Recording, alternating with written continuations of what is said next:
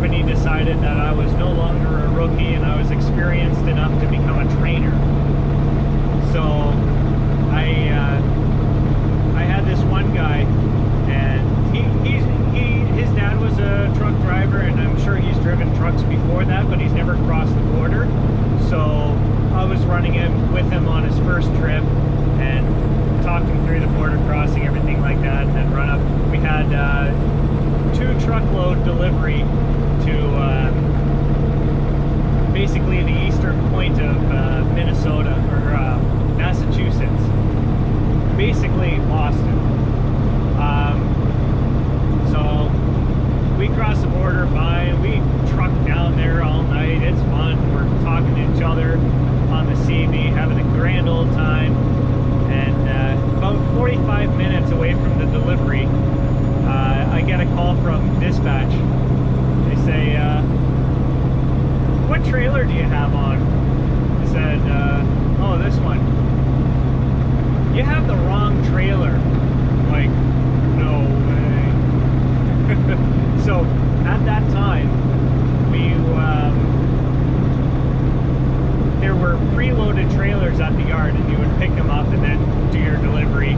And they were tarped, so you couldn't check the VOL against the product.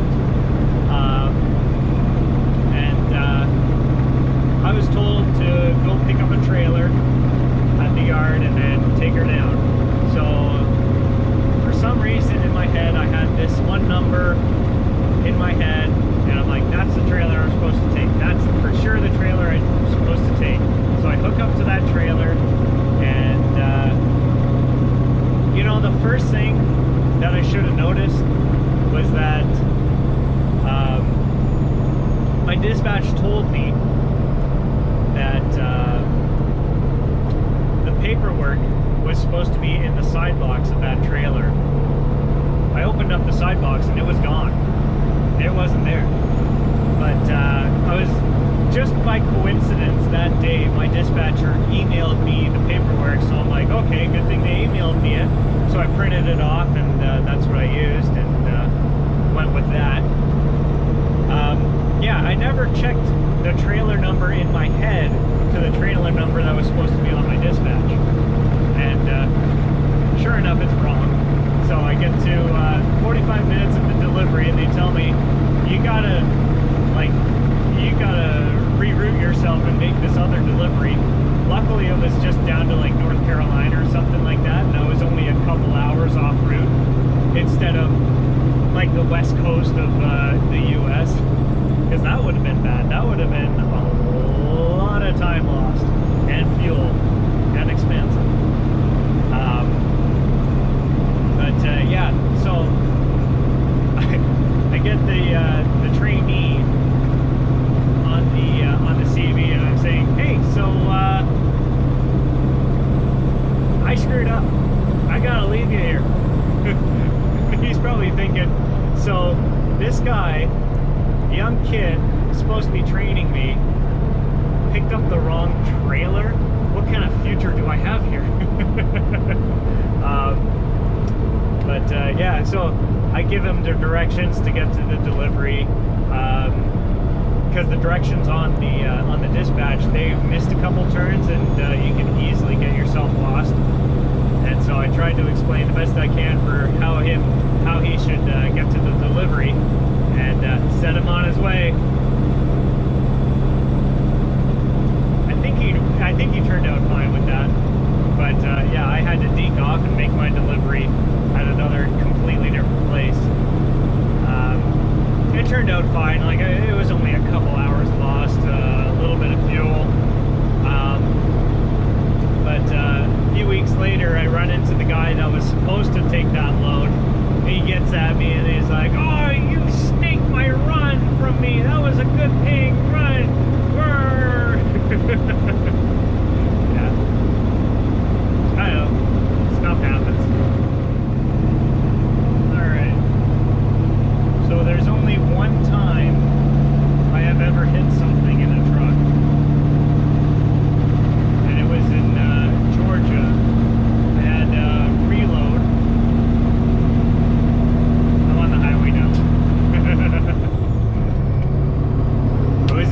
Georgia, and I had a reload at a coil place, and it was a tiny place.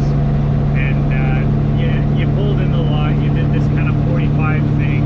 There were coils everywhere, and you had to sneak your way through and back into their loading dock.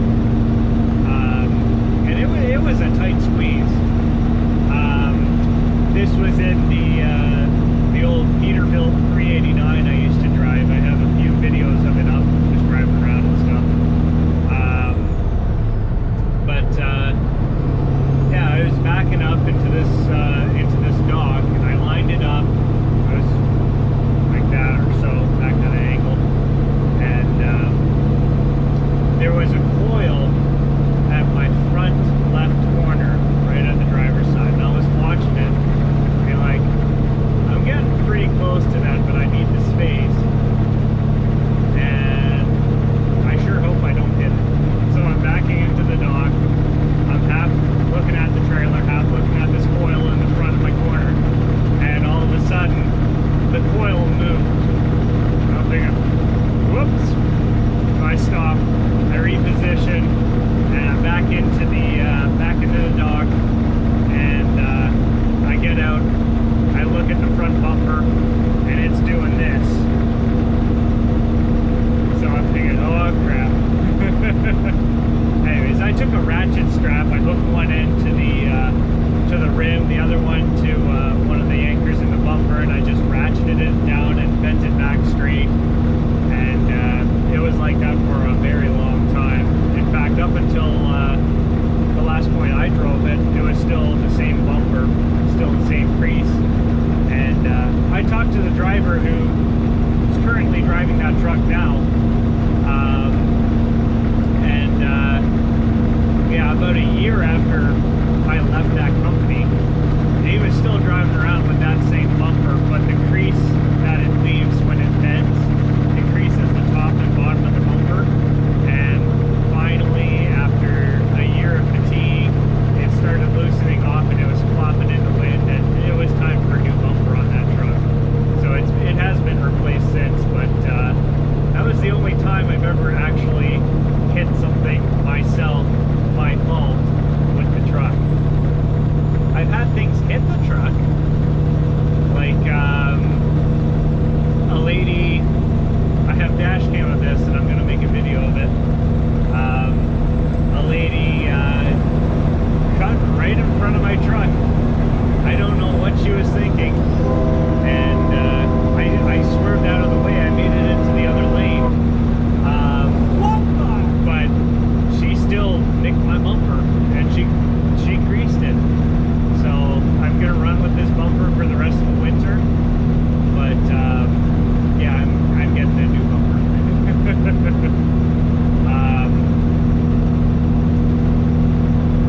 I've had a forklift hit this bumper as well. Same corner actually. It's all the front right corner or front left corner. He was carrying a skid of product and was taking around the corner too fast and braked, and the skid just tipped and hit the bumper, and I felt the truck rock. Like, uh-oh, he hit my truck. I got out, looked, I couldn't find where he hit the truck, and it wasn't until months later that I actually realized that there was this little nick in the bumper, and it bent ever so slightly, and the little nick has started to rust. But that's the only way I could tell he hit my bumper there. Again, with the forklifts, I had a forklift hit the front fender of this truck, but that fender has had previous incidences and is not in the greatest shape. So it's still like it wasn't a big deal or anything. At some point I'm getting new fenders, but that's pretty low on the priority list right now. I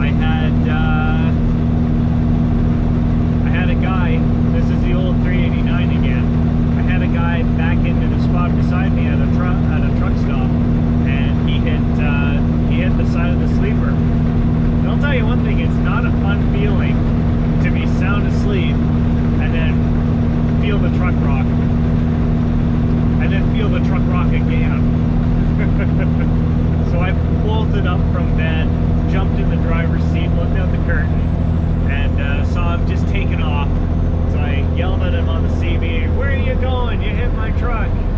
But he was gone. I couldn't find him again.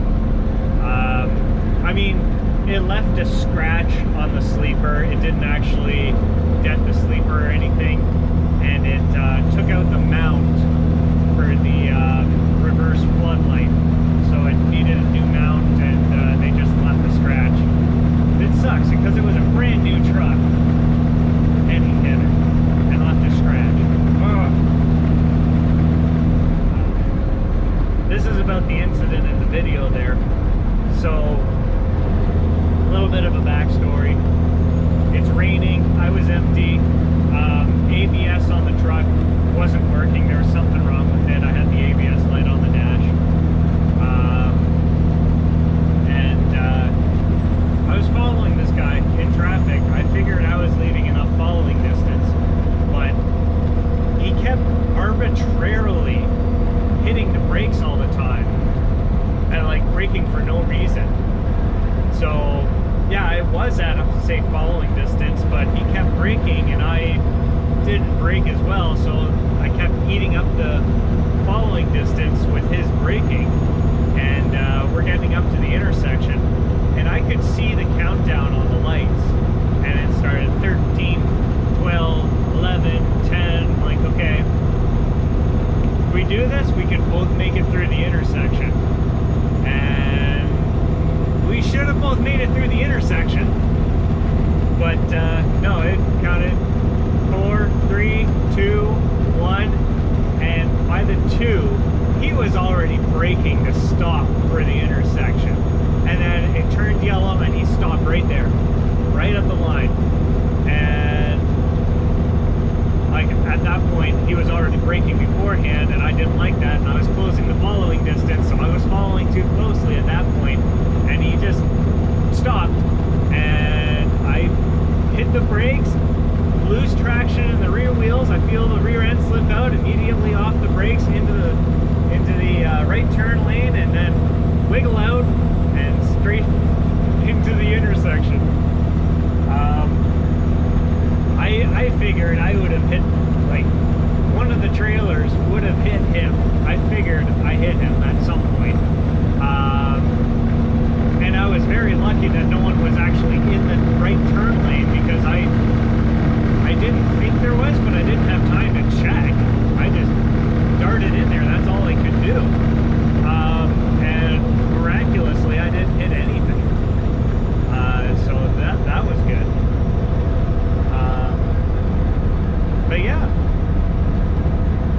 that's my biggest mistakes. What have you guys done? Let me know in the comments. It'd be great to read stories, whether they're good or bad or anything in between. Anyways, I guess I'll catch you at the next one.